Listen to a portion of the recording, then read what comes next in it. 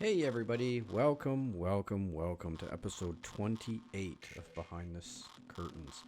As always, I am your friendly neighborhood Art Strong, and today we're going to be talking about rigging. I just recently learned how to rig. I'm not a pro at it yet, but I am getting better. So I wanted to show you guys real quick here. This is the character I've been working on. This is the heart armor that you've seen in the previous video. Here it is with all the low poly pieces inside Cinema 4D, and they've all been rigged.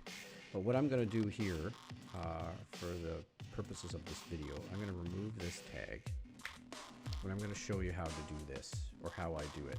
It's quite easy, but basically I will select the neck, hold control, select head, select the piece I want, which is the helmet, go up here to character, bind.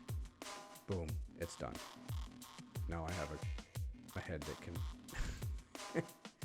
move. Yeah, it's pretty easy, and you have to do that with everything. And then we got morph tags we put on top of that. We use Vamp for that, but that's another video. But that's pretty easy, and you've, just in case, you've seen this this particular model before. This is what it looks like in with all the details, and then we got the low polys and the high poly versions. And I would made the low polys first, and then use the low polys to make the high polys.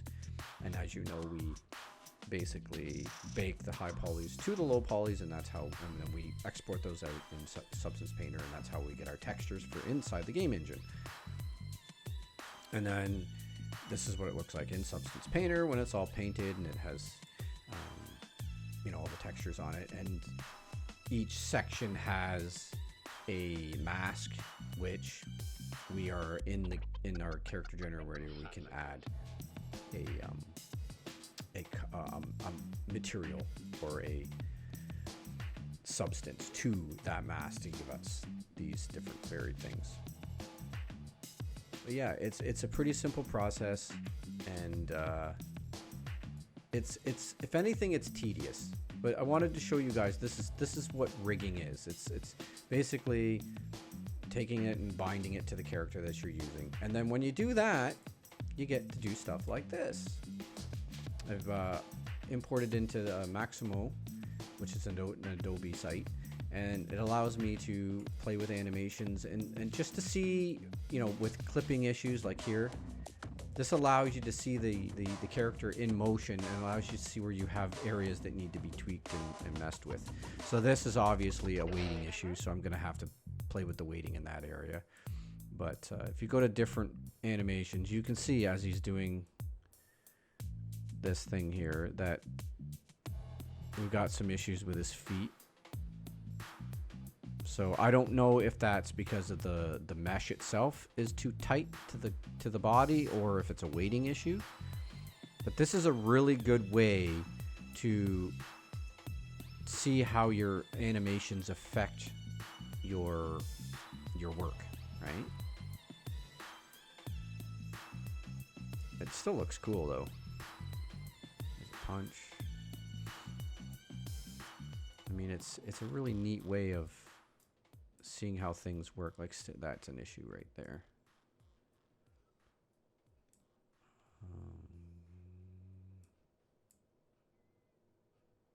Yeah, slow it down so I can see what's going on. Yeah, this is a really good tool